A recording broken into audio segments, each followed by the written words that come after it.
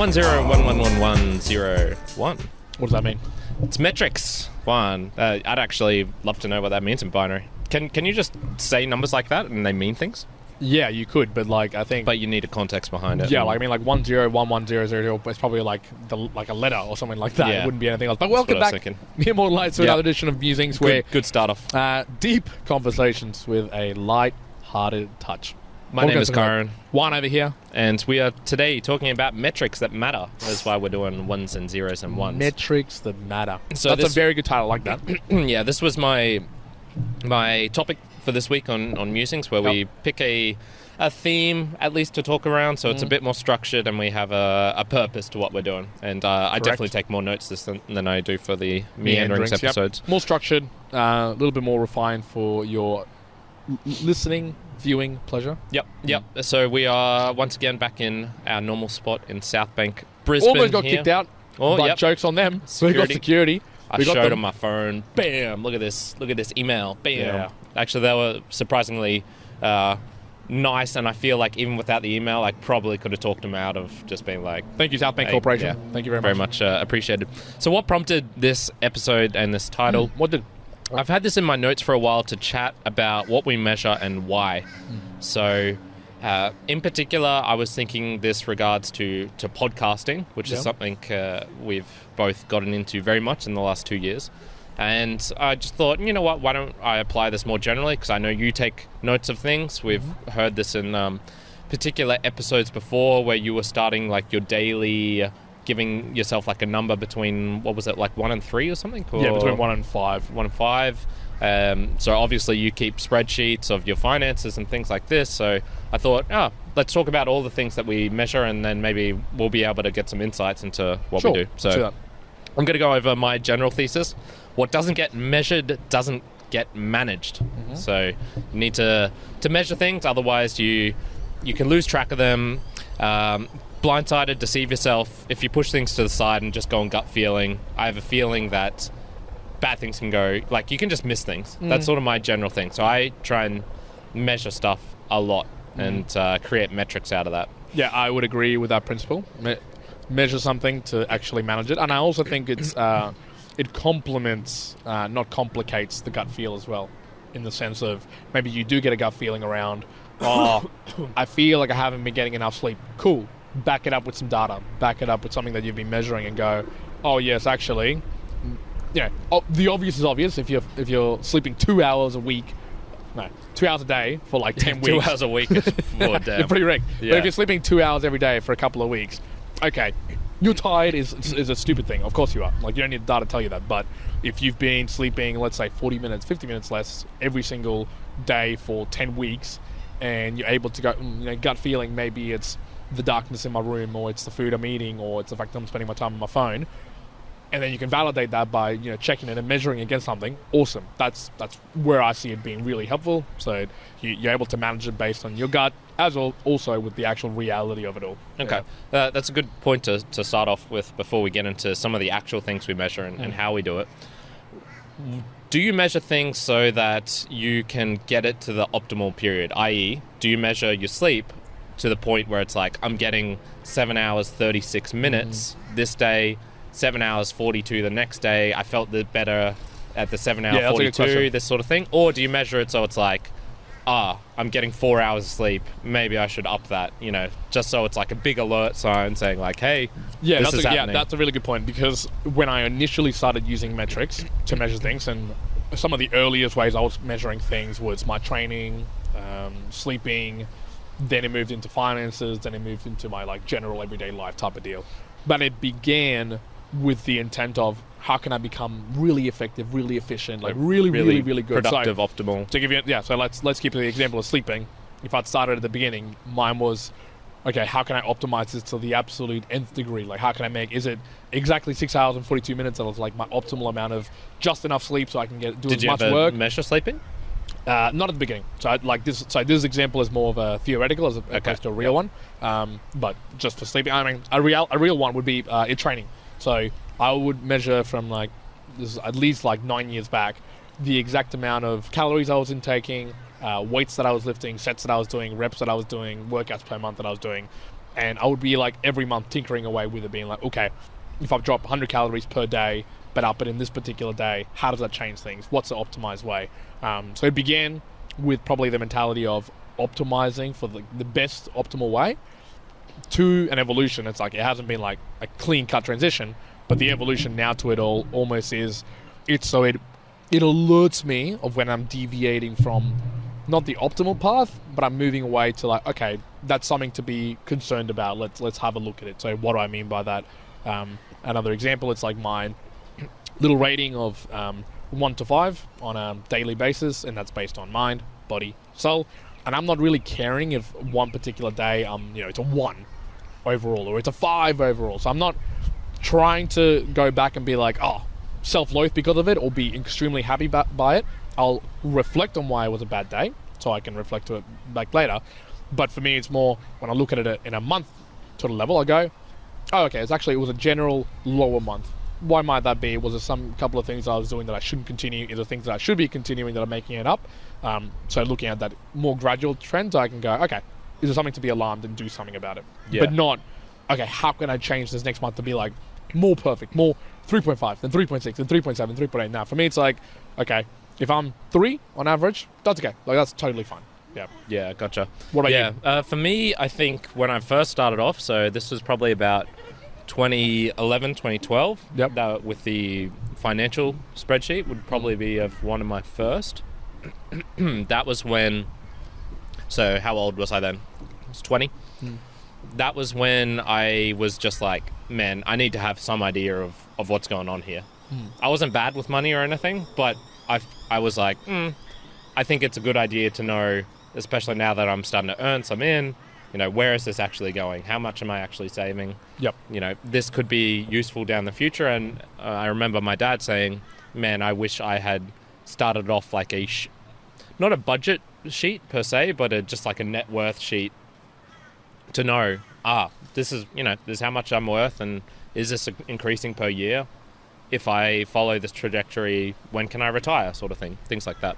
So I first started doing it like that, and then I became very granular.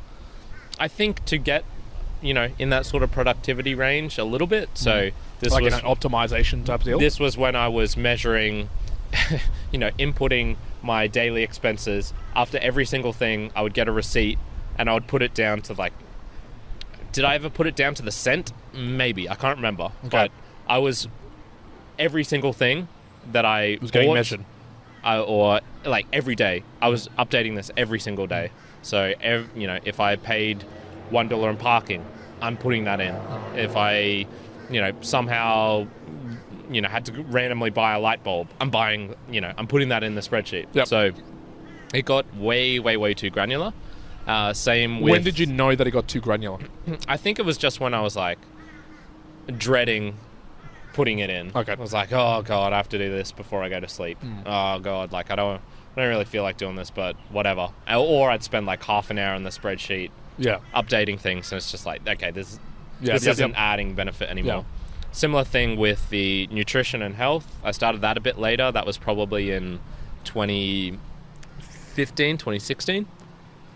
And that was when I just wanted to get like, what's a macronutrient? I didn't understand how fats and proteins and carbohydrates and alcohol made up the calories coming in and out and out and whatnot. And then I was like, oh, I'll put down the sodium and potassium and etc. in each of these. And then I created this huge spreadsheet, and I started going down that route as well, and just went, I don't need to do this. Like, this is too much. This is too extreme. Yeah, so, and I was just going to say, so that was another principle that jumped into my mind around metrics and matter, and what should you be tracking and what you shouldn't be tracking.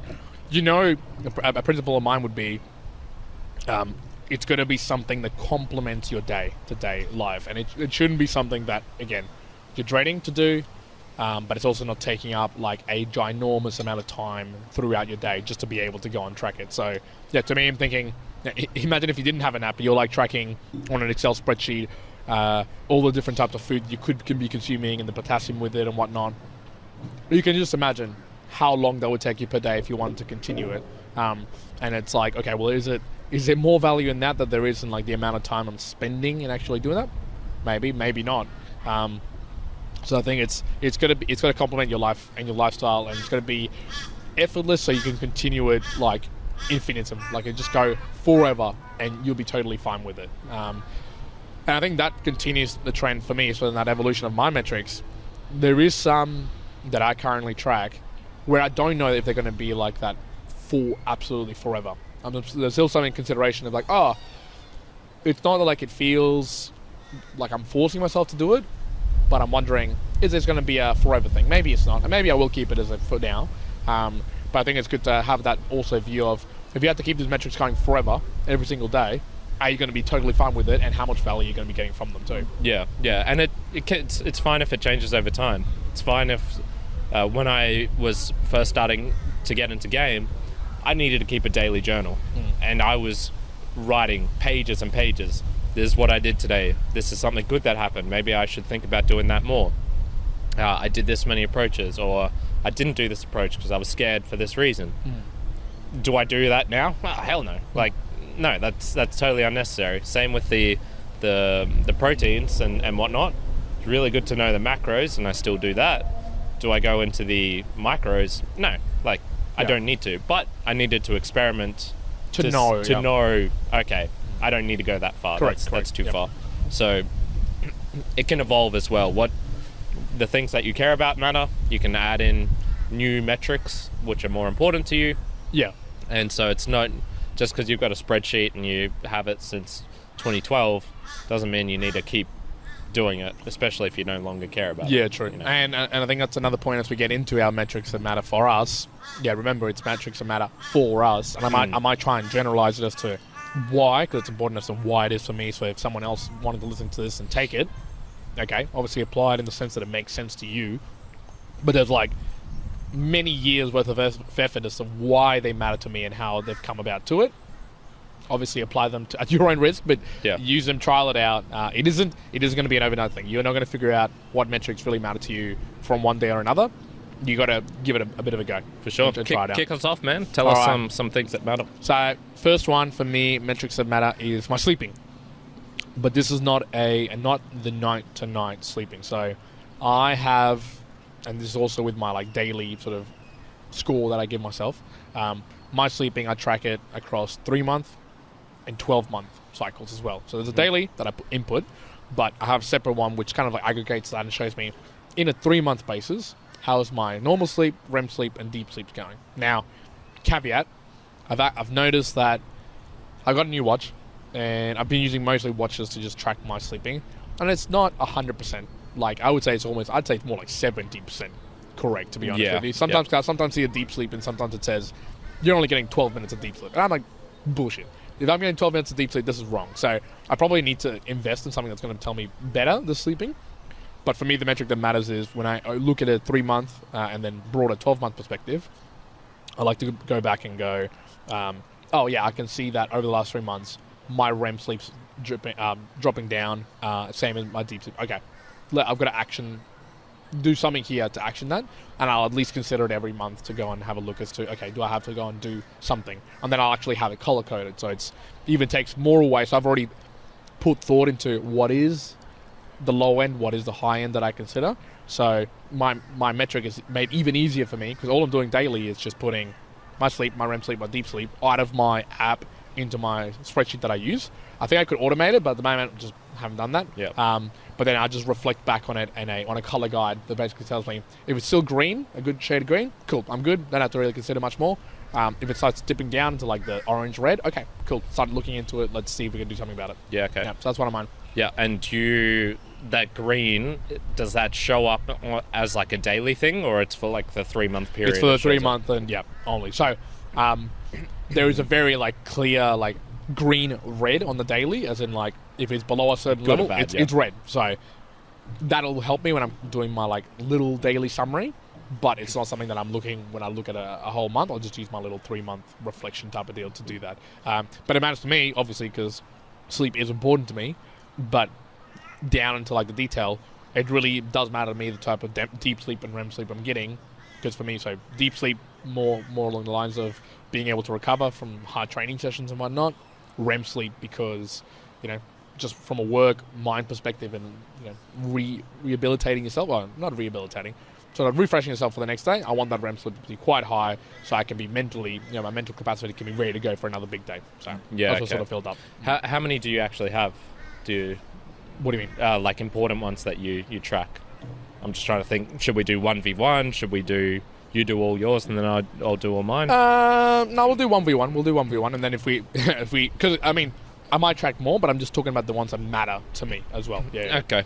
So I sort of split mine into quantitative and qualitative. So maybe I'll just do all my quantitative because they sort of go together. Yep. So I've already talked about money. So this is particularly cash flow. So my expenses and then also my income. And then just realizing like, is my cash flow in the positive, which is generally what you want. If it's negative, that means I'm dipping into my net worth and whatnot to just explain that a little bit. So what do you mean by cash flow like that?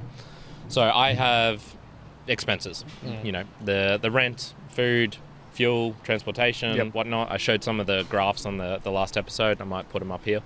And this is on a daily or on a weekly or a monthly? I track this usually over a full year. Okay. But I input stuff daily. Okay. Yep. So, and that will go into this spreadsheet and say like, all right, Kyron, you've spent 20 grand, 24 grand this year. That's roughly how much I generally spend. Then the income, well, this would be when I used to work, job pay, but then it'd be like dividends, if I get any like gifts, so sort of, sometimes you get cash gifts for birthdays and whatnot, repayments, so like I just put in my sheet, I paid for the budget car, the hostel and whatnot, and etc. for Ellie, and then you guys are repaying me, so that comes in as a repayment. And interest from bank accounts and stuff like that. So, there's the expenses, the red, and then there's the other side, which is the black, I guess, the how much I'm actually getting. Yep. Obviously, if I started on zero, so let's just say I have zero net worth, I'd need to have a higher income to pay those expenses. Otherwise, it'll be negative. And where's that extra money coming from? Well, I probably would have to have had a loan or something like that. But if you've already got, 300k in the bank or something like that, you can dip into that 300k and pay for that. So that's cash flow for me. Okay. Why does it matter to you? It matters for me because it's an indication of net worth. And so net worth is probably the main one. So that's the one I want to see going up every year. So if cash flow is negative, maybe I need to look at that. But if it's only just negative, like it is for me at the moment, that's okay because I can sort of dip into some savings.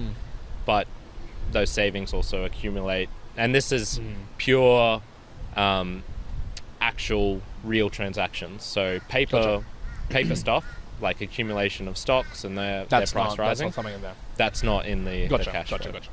Yeah, it's interesting why so you would do this as well? So my equivalent, I wouldn't go to that granularity, but the metric that for me that matter is I do a similar way. So just say I go down the monthly path. So I will already have gone ahead and budgeted what my normal monthly expenses would be. So I'd say rent, insurance, car repayment, blah, blah, blah, blah, blah. Other, etc. Savings, whatever it may be, money for investing. All of that goes through in a monthly way. So I know how much money needs to get transferred on like whenever payment cycles come through. And I can go, cool, I move that along. I include that with other assets that are sort of like income generating or if they're, taken away. And then it'll go to a master monthly view, which basically will be telling me, okay, on a general sense, this is not like every day, like always going to be super exact, but it'll tell me like, okay, you're tracking at a positive $200 or negative $200 per month type of lifestyle to live it that way. So then I'll go, okay, cool. And as long, what I actually try and make it do is I try to get as close to $0 as possible there. Plus 100 or 200 is nice, so I can be like, okay, any extra on top of that, it's just like gravy and just goes wherever. But I'll budget down for me the metric of even all my savings, where money gets spent, so that I can be comfortable in knowing, I can be living this lifestyle that I want, with saving as well included, and be totally fine with it from a monthly perspective. But it was interesting, so for me, like that net worth question, I think it's always been something that I thought about, never really tracked it, but now it's even less so. Now it's weird, it's that it's kind of like as my net worth increased, less have I cared about my net worth as well. Like definitely cared about when I was starting work and being like, "Ooh, what does this mean?" or whatever. Now maybe I'm in a fortunate position where it's like, yeah, just it's even less of a care, as well on the monthly sort of transactional basis too. I'm like, man, as long as I'm just moving the money I need for my savings, everything else is just gravy. Just go wild, one, go wild. This is kind of fascinating because I think like the metric that is we're looking at here is just money in general. So whether it's the net worth, whether it's your savings or whatnot. I think I'd explain as maybe the metric that matters to me is done in such a way so I know that I can live this certain lifestyle in a happy way without it dipping into the negatives, I guess, as we were saying. Yeah. Which yours is kind of similar, well, no, but tracked in a different way. I think mine's quite different in the mentality. So your mentality, I guess, would be like, and just correct me if I'm wrong, which would be more like, so I've got this stuff coming in, I'll make sure that I put some savings away, and then it's like, I've got extra money, how can I sort of use this in a way to make your lifestyle better? Yep. For me, it's the opposite. For me, I don't even need to worry about that because I'm always like, that extra money, that's the stuff that goes into like, I don't need to lock in. I'm going to save this much per month. And let's just pretend I have a normal job at the moment. For me, it was like everything that I am not spending is just going to savings immediately. Like I'm not worried about spending too much is my thing. So for me, it was really just like, hey, let's just make sure that those savings are actually doing something and you're not just pissing them away somewhere by making bad stock choices or by, them being taken off or siphoned off by a financial planner. I've never had one, but it's just it's how people can lose money. So I think there's a bit of a difference there between if I saw like $100 on the ground, my immediate impulse would be like savings. Gotcha. For you, maybe it would be like, how can I have fun with this? Exactly. Yeah. So that's quite a bit of a difference there actually.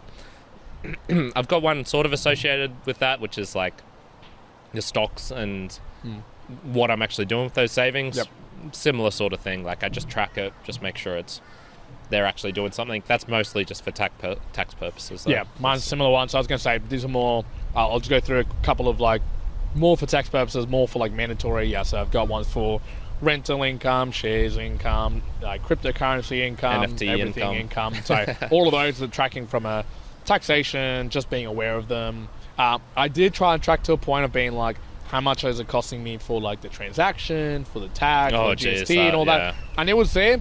It was there in the beginning and I was really thinking about it, but then it got to a point where I was like, okay, I'm in the profit. Doesn't, at this point, it doesn't matter. Like it's fine. Just track it from like that perspective. Well, and that's more important when you're doing day trading, I guess, which you were doing. Yeah. So it may be more important there, less important nowadays, where it's more just kind of I've not transitioned to people. That's what happened. Yeah, I've not transitioned to like a lot. Not a long-term holder, not long-term holder, but longer than what I was in the past. So now it's shifted a lot. Yeah, for sure.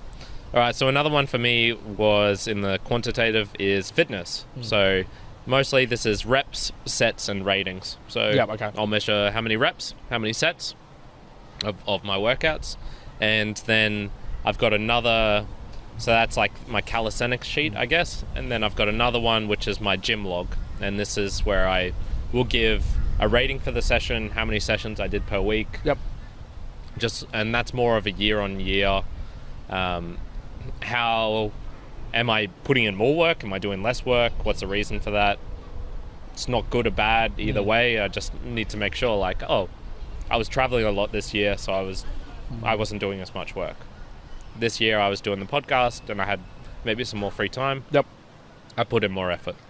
Yeah, in a simple sense, I've got my metric that matters for me was less the reps, the sets, and all that individually, but I use ratios now where, so on a monthly basis... You always manage like tonnage, right? Yeah. Like you were looking at how much tons you moved. Yeah. So like now, what I like my metrics that matter for me is, volume lift, like volume lifters in terms of like in kilograms or tons, rep sets, workouts, and some of the top maxes in terms of like the ones I care about, and then I average them out in ratio. So then I'll know on average how many reps, how many sets, and how much weight am I lifting per rep as well. And that kind of helps me out as well, because what I'll do is nowadays I'll be changing my workout style frequency probably on a monthly or 2 monthly basis. Well, with calisthenics, it's sorry, not calisthenics. With CrossFit's just changing all the time. Yeah, right? yeah. Sorry. Well, I don't.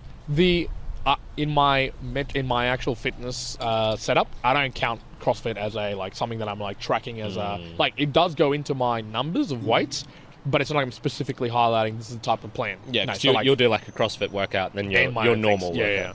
Yeah. So for me, it's good to know. Say when I'm a couple of months back, I was like, I'm going to really focus on my squats and deadlifts on a strength basis, and it's clear to see that my kilos per reps will go up because they're heavier movements. And then when I go on to maybe just a swimming, or let's say for this particular month it's just benching, you actually see a massive decrease in the kilos per reps. And I like to assess those metrics towards my body. So it's over that month, did I feel really beat up? And was it because I was lifting much more kilos per reps, or was it something else? So it kind of enables me to go, especially for me, I've got now that for 3 years, and I've got in books probably 12 years plus of tracking stuff. Yeah. Where it's also calories, where it's also weight, to the point that if at any point I ever wanted to do a comp, whether it's bodybuilding comp, powerlifting comp, whatever comp, I probably have enough data in there that I can just see okay, I know exactly what I've got to do over how long a period of time to reach those numbers, and I can really be tracking kilos per reps, blah blah blah blah blah. Yeah. So there's a lot of info there that is usable.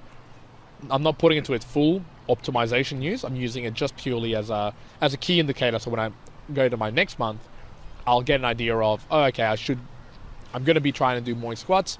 Okay, I was going to put more load per rep. I know over the month, maybe I'll take an extra time off, or I'll do less of this type of movement so that I can be a little bit more on average. And so for me now, I can tell you, I've known now, for an optimization perspective, but I know if I'm dropping to about 40 kilos per rep, it's a little bit on the light. That's a light side of month. 60, 65, that's a really heavy month. So I can kind of modulate between the two. And I'll try and even specifically go, if I do 3 months in a row where it's 60, 65 kilos per rep, I'll back away and go to a 50 or a 45 kilo per rep type of month. Not calculating it, but just knowing, okay, let's back off some of the heavier lifting or the heavier movements. Yeah, okay. That's interesting. So 3 things that jumped up for me is the whys in there. One for me, and this might be the same for you, is motivation away. I can go back to when I first started the gym in 2013, and I can look and see oh shit, I couldn't even do a pull-up. I was doing negative pull-ups, those machines where they assist you. I was putting on 40 kilos to be able to do a pull-up. So sort of motivation, just looking back, and even just a year ago, oh shit, I was really happy with a 74-second handstand. Now I can do 4 75 seconds in a row. That's back again, great motivation. Yeah, I was happy with 50-second handstand. Yeah. So that's, for me, that's one reason. Fantastic motivation. Yeah. Another one is, like you mentioned, I've lost the handstand push-up. How do I get that back? Oh, okay. For that 3-month period before I got those PBs, I can see, oh yeah, nice. I was doing these particular moves. I did this many of them. So, accounting now for my general strength increase, maybe I can do 2/3 of that and get back to that same thing, but this is roughly how much I'll need to do. Another one is, I guess motivation in a different sense. Maybe the other one was more proudness, or being confidence. Oh, hey, I'm proud of what I was able to, look how far I've come. The other one is more motivation in man, I'm plateauing. I haven't hit a PB in a month. But then I can look back and be oh, I PB'd there, I PB'd there. Oh, okay, I PB'd a bunch of things in this last year. I'm just in a phase right now where I'll have to, do nothing for 2 months, and then good stuff is going to happen. Yeah, okay. I can't say that for me the metric does that for me. I would probably say that from a training lifestyle perspective and the calories and whatnot, it has been such a long time that it's now that's default. It doesn't actually even matter. Yeah, so it's not even that. For me, that's mostly, but it's still nice. I still do that every now and then. I've got a health one. So this was the calories, waist, and weight. Okay. So there's just a general seeing how's my body changing over time, and is it changing in a way that is good for me? So my weight has stayed pretty much between 70 to 80 since I've been measuring. slightly got up into 80, and then I was like, oh man, I feel terrible. So yeah, that was just interesting, seeing the difference between like the waist and my weight, seeing that ratio change and being like, oh, okay, I can see sort of over time that it's my way of seeing like, oh, I'm actually putting on a bit more muscle other than just visually seeing. And then calories, well, that's just basically just to make sure I don't eat too much sugar.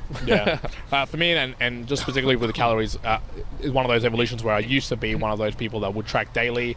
Then I moved to the gram sort of thing. No, not to the gram. Oh, some of the meals maybe to the gram.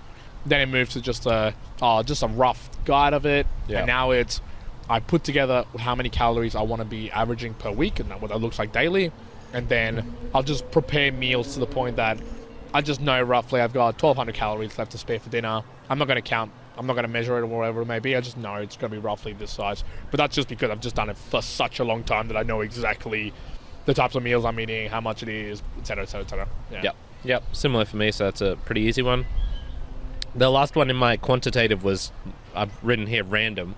So this would be things like breath holds. So when I was doing the Wim Hof breathing, I was measuring how my breath holds were increasing, which is kind of funny because that's not really the point of Wim Hof, but that was the thing I enjoyed most from it. So I could see myself in the future doing more free diving techniques, really trying to get long breath holds. So I think my max was 3 minutes, which was kind of cool because I didn't actually try really, really hard for that. It was just like 10 minutes in the morning each day.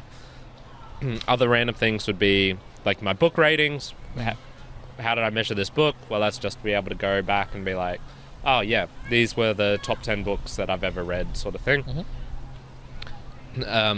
Most of these are just like really, they're sort of like short, sharp and specific. So I've already talked about approaches per day. I used to measure for my car, like in between like me fueling up, how many kilometers did I drive per liter, I guess. What was the price per liter, sort of thing. I only did that for a small period just to realize like, oh, okay, when I'm traveling, this is how much it costs. Do I ever use that now? No. Do I use the breath holds? No. Do I use the book ratings? I sort of use, but it's not like I go to them all the time and whatnot. Yeah. I'm sure you got from a core perspective. You got random ones that you do? Book one, that's one. Just trying to think. There is some metrics that I was using in the past around like expected property returns from like a 10-year, 15-year hold. So there's a lot of those metrics that sat in there like in calculators, but not used as much anymore. I did have a lot of metrics around, so again with properties, just calculation wise of if you hold 3 years, like if you hold 3 properties for this year, what does that mean from a rent perspective, maintenance perspective, calculation? I mean, they're probably less metrics. I wasn't checking them daily. So I'd probably say no. I'd say apart from the book rating, maybe not as many. Yeah, okay. Cool. My other ones here were some qualitative stuff. So I've got a sheet which I'd say like it's about discipline. So I used to track this daily, and this would be really just focused up into, I say focused up, it had 10 categories roughly, and so one would be like, it used to be like, did you get 8 hours sleep? Now it's like, did you get a good night's sleep? Doesn't matter if it was 8 hours. Oh, gotcha, okay. You know, it used to be things like, did you drink 3 bottles of water? Did you do 1 hour of Spanish practice? Did you do X amount of German?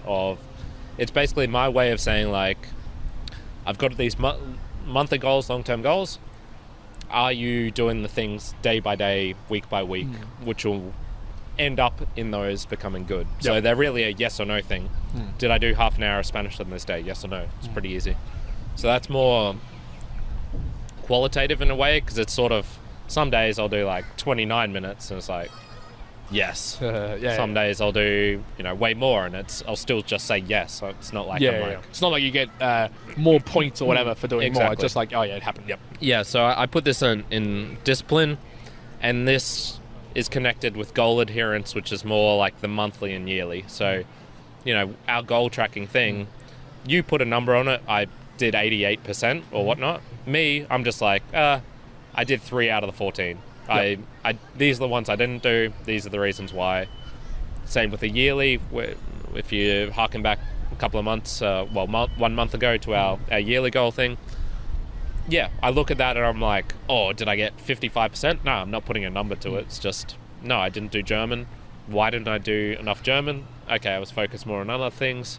Do I want to make that a goal for this next year? Yes. Okay, what am I going to change so that I can do that? Yeah. So it's a metric in a way, but it's, it's qualitative. Our discussions here about our goals every month qualitative, are super qualitative. I'm not chucking numbers to them or anything like that. Actually, so one, just to quickly go back to the quant, the last one I just clicked was I did track steps per day. Oh, like 10,000 and whatever it may be, and like improving on a daily basis. That's less now. That's more like I just know I want to be getting X amount of steps like per day minimum type of deal. But that more comes to like which is like qualitative stuff. So I do my daily sort of tracking where it's body, mind, and soul, and I've got against that what it means to be an eminent human being and the rankings between what is 1, what is 2, what is 3, what is 4 to 5. So I'll basically look at a day and go, from a body perspective, this was what my day was like. From a mind perspective, from a soul perspective, how well is it mapping to what I want to be like long term as a human? So that's obviously that perspective, and then I'll have a description that goes alongside that as well now. So I've only started maybe a year and a half ago. And that's like qualitative look at what was the day like, what were the positives that went through. It's almost like a little journal reflection on the day, normally calling out cool things or good things that happen. Ailey did this and that sort of stuff, just so I can reflect back and go, oh, yeah, okay, that's why it made it a 3.9. That's why I made it a 2.2. But I want it to be, it's not so much the average days, because there's going to be a lot of average days where it's just like, you just did the things that you needed to do to keep on going. But sometimes it's good for me. I enjoy going back when I do my monthly reviews. That metric of having the qualitative and the quantitative, because when I look back and go, what were the 3 worst days and why were they? Because then I can reflect and go, okay, cool, how am I going to change them, or what are the things I could have done better? And then the really good ones, and then you get to go and reflect back and go, oh, I forgot about that thing that we actually did, or this kind of event, which on the moment you remember them, but so often you just forget things like that on a month-to-month basis or even longer term. So it's always fun to reflect back on those. So I enjoy that purely from the fun, but also because it helped me move forward and be like, okay, how can I average that? And that also has a 3-month and 12-month tracking. So it's qualitative, but I can see, okay, my average, if my 3-month average is lower than my 12-month average, then I know I'm tracking downwards on an average basis. Okay, cool, let's reflect on that. But if it's tracking upwards or very much even, then I'm like, okay, cool, that's good, that's enough for me. Yeah. Just this slightly side point, but you mentioned fun there. I have tremendous fun doing all this as well. Like, yeah. I've got well, and it goes back to my original principle of it all. It's like, it's going to be something that is complementing your life, not complicating. And we are both engineers and probably have a fetish for numbers to the extreme that probably other people don't. But I love to know that, my average is 7.21 hours, and my deep sleep's, 0.8 hours. And that to me, like, I just love that sort of numbers to be able to put to something. So obviously, like, for me, that's super cool. But just the incredible value I get from my metrics now for my lifestyle to play out. I find that fun, or at least freeing to the normality. If I had none of those, like if I just went none of those tracking, I had none of them, there are some that I'd be like, cool, I'd be able to just go along fine. There'd be others though, like maybe the way that I do my finances or the way that I'm tracking my day to day, where a month might go and I'll go, shit, like maybe there was this bad time, maybe there was this good times. It's a little bit hard to go off your gut and your just normal memory to go, okay, how can I keep on improving from this? I think that would be a challenge. Yeah, I think I'd struggle with the gym stuff actually, because that's I find it real useful to be able to have my book with me, look back at the past 2 months and go, okay, I see myself doing good here. And same thing, man. The fun factor is so important. How many people do you think actually do stuff like this? How much in the oddity are we? I'd say I think like if you're an engineer or that type of mindset or mathematically inclined or numbers inclined, I'd say maybe there'd be a higher percentage, maybe like every 1 in 2 or 3 people would do it. Yeah. General population, like I can't say I've come across too many people who do this. I can't think that many people. Like if you ask people actually right now, like any random person that you know, what are your top 3 metrics that you like check up on live?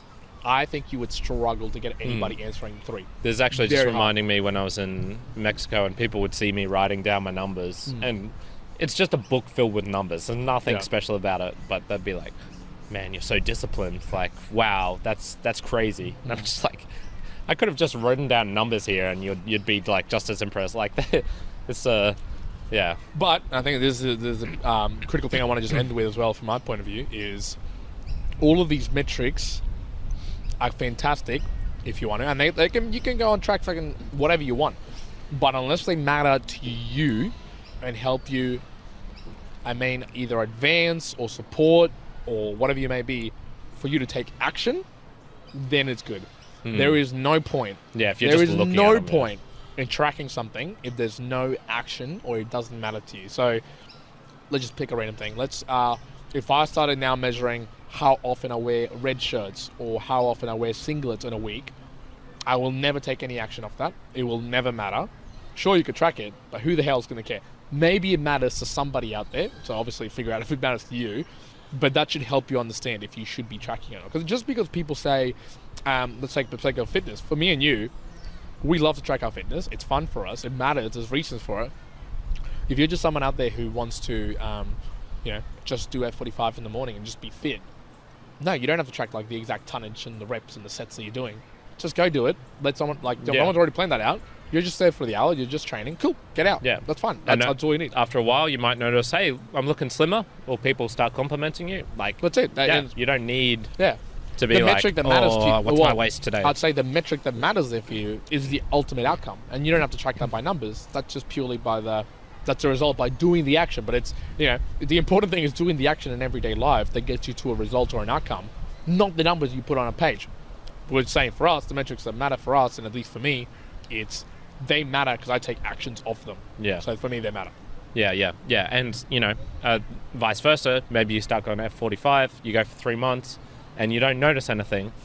But if you were tracking your waist and your weight, you might have noticed like, oh, I'm like a kilo and a bit lighter. Correct. That's a kilo and a bit lighter than I was before. So maybe this is working. That gives you the motivation to keep going. So it's, definitely needs to be useful. And 100%. Am I ever going to track my sleep? No, I don't care about it. As long as I'm just sleeping good, that's fine. That's good enough. Yeah.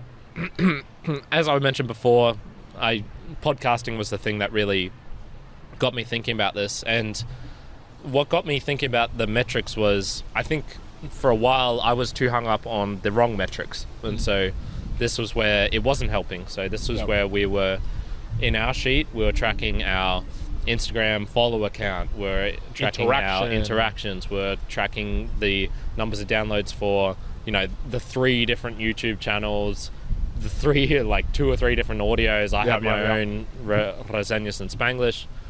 And there was a period there where it was definitely, I look back and I'm like, man, that wasn't helpful. That it was making me feel bad. I'd look at the numbers and I'm like, they haven't changed or they've gone down slightly. Yep. I've put in so much extra work this month and I'm just seeing nothing here. So that was definitely a point where I was thinking like, okay, these metrics aren't helping. And we've basically stopped doing those for the most part. Like maybe, I can't remember the last time we've updated that sheet. Might be like a month or 2. Yep. And so I was thinking, okay, well, what are some metrics that are maybe better that I could use? And so here was a couple of just random things. I don't particularly follow this. Like, I'm not tracking this in the sense of like writing them down each time it happens, but it was just a way to show like, oh, if you're doing podcasting, for example, here's a way where you can create some metrics that are different. They're a bit more unique. So, for example, unprompted outreach or a share from a listener. So we get those every now and then. Yep. That's one where you could just be like, oh, check. Someone reached out to me for this random thing, or they shared this thing on Instagram, or, Katie from 2 Girls in a Podcast sent us a really fantastic message that made me feel amazing. All right, I could check that down. Real life interaction with a random who has heard of your show. We had... sorry. Karen's still dying Fill over me here, in. folks. Oh my goodness. Look at him. But yeah, you're right. Just having an interaction in everyday life, and someone will come up to you and just in that interaction. Yeah. That is like Anisha came by. Yeah, and but the metric, and again, not the one we track, but like that matters 50 times fold than tracking, the listens that you're getting per audio or video or whatever. When I was giving blood and she's like, oh, I watched your episode with Tanya, and that just blew my mind. Yeah. Every time I go and give blood, I'm like, oh, is May here? I want to, she is like imprinted herself upon my mind. So things like that, maybe chats with other podcasters that go beyond the superficial. Maybe it's, how long, as I was saying, like I feel good when I have a long conversation because it means sort of ends where they talk more, where it's sort of, to me, that suggests like, oh, you're asking intriguing questions or you're, showing that you're listening, that sort of stuff. Boostergrams, obviously, are so different. And this is where I think, like, we need to be careful. It's like, oh, how much money are we getting from the boostergrams, things like that. No. Like, I don't care about that. It's the interaction that's way more valuable. Yeah, I agree. And even things like an episode where I walk away feeling like I nailed it. That episode of Meanderings was fun. We were on point. Like, we were joking. We had all these good things going on. Minimal silences. There was minimal, like just crap stuff or umming or erring or being like, I don't know what I'm doing here. So things like that. So I just wanted to. I agree with all those metrics. There's metrics which you can fall into and you need to be careful of as well. Well, and I was going to say that for us, those metrics of tracking your views and listens and all that and subscription, it's good, but we weren't taking too much actions from it. We were doing things, very but little. We weren't taking massive actions around, well, how are we going to engage more on Instagram? How are we going to engage more on Facebook? How should I improve the click-through rate? We just kept checking it through, targeting one or two of them, which was fine, and we saw the progress in a lot of it. But ultimately, I think for us, from what some of the stuff you're saying, like I'd almost be saying sometimes just focusing on the metrics about the fun or how much fun you're having, and more qualitative, perhaps not getting it too deep. That might be more important. It might actually allow you to grow more than just always being down to the, oh, we went up by 23%, down by 42%, up by 400%. Oh my god! So it can help. We're not suggesting that it can't help, but for us. That was, perfect, man. You nailed it. We were tracking something, but we weren't taking steps to improve it, and that's probably why I was feeling bad, because I would just, like every week just go back. I can assure you, if we'd done the beginning, and we'd gone, okay, we've got 17,000 listens this particular month. Okay, let's do this for this platform and this for that platform, and then we see it increase, we would have gotten some like dopamine hit from that and be like, oh, let's do it again. But we weren't. We were not doing that. Or at least not to the extent that it like proved to us that we should continue to do it that often. And that to me is sort of like the marketing aspect. Do we really, really care if this podcast does it need to be Joe Rogan level? No. Does it even need to be like mid-tier level? No. I'm sort of okay if it's like hovering around the bottom 50%. What that actually is, I don't know. I'd say we're probably. But depends how you measure that. I can tell you this stat. Because it's. I think I showed you this months ago because somebody in the Brisbane podcasting Facebook group was like, oh, you can use this thing to see where your podcast is. Yeah. Listen notes, I think it was. Yeah. Anyways, our two podcasts are in the global top 3% and top 5%. Now, like, I don't think that. I would not tell you that we're like in the top 3 and 5% of all podcasts. But the reality is that's like the numbers that we are. And sometimes it doesn't feel like that. So, like, I mean, when I saw that stat, and who knows what it is now, I'm like, dude, I'm chuffed about that. That's awesome. Yeah. So, like, here's another one. Out of the 4 million podcasts that are on Podcast Index, I think these numbers are rough, but it'd roughly be 800,000 of them have had a episode released in, like, the past 3 months. 600,000 in maybe like the past month, and it's like 200,000 in the last week or something like that. And those are rough numbers. I'm sort of making them up, but they're in that range. And that's like top 10% right there. Just by releasing an episode in a way, if you want to put it like that. So in general, I want to cap the episode off here with something that I've learned just from going through all of this. Okay. One is I'm actually not as quantitative as I thought I was. I thought, I love my metrics. I'm always looking at these numbers and things. I'm putting them in. I'm doing all these things. And while that's true, it's not as much as I as I really Would've thought it was. I thought like I was tracking a lot of things, but when I looked down to it, it's only a couple of like core ones: the health, the money, and fitness were the main quantitative ones, and the qualitative actually probably take up just as much time. I spend just as much time with you doing the monthly goals, my quarterly looks at like how are these tracking, my yearly ones, like those reviews. I spend just as much time doing that. I feel like the easy, less esoteric categories should be watched quantitatively. So if you can put numbers onto it, that's good. And it should be for like the real core ones. So as I just said, health, fitness, and money. Those are the ones where it's easy to put numbers onto, and they're probably the main ones that I'm concerned about as well. So those are the ones that need watching closely. And then the tracking only needs to grow to a certain point. I haven't altered some of these spreadsheets for years. They don't need to be complex. I'm assuming you're just using Excel for all of yours. Yeah. Me too. The hardest thing I use on that is conditional formatting. I don't do, usually it's just me putting in, or like this times X is this. There's simple, no it's easy. like 50 billion like, complicated quotation thing that's going on and all these things in the background. The hardest one was the 3-month and 12-month average like calculation, and to do that, because then you have to do it like, check the date, do it like by this period, by 90 rows. That's probably the hardest calculation that's in there. Yeah. For me, if all of them broke, I could set them up again within a day. Within a day. Yeah, for sure. Yeah, so that's it. Good for some metrics that matter. I enjoyed that. I hope everyone listening, gain some maybe insight into how our minds work, and maybe some thoughts onto what things are you tracking. Are you measuring them? Are they getting managed? Are you taking action? I'd be keen to hear from the mere mortalites out there, whether it's through a Boostgram, whether it's through a comment, wherever else. On the Discord. Is there metrics that you are measuring that are really important to you that we didn't count? Like, it's something that maybe we're missing. Something that you'd be like, hey, what about this? And you're not tracking, and it's actually made a massive improvement in my life. Okay, I'd love to know it. But yes, as you said, actually, I wrote some things down here, things that other people might care about. Would be like sleep, body fat, recovery, how much time in deep work, a daily streak of X or Y, time spent with family, introspection, career, satisfaction, happiness, productivity, all of those things. There's a lot of other metrics I don't care about, but I would love to know what I don't have that other people really focus on. That'd be pretty fascinating. Importantly, that have obviously improved your life. So I'd like to know that. I'm going to cap it then with Discord channel. Yes, we have said this.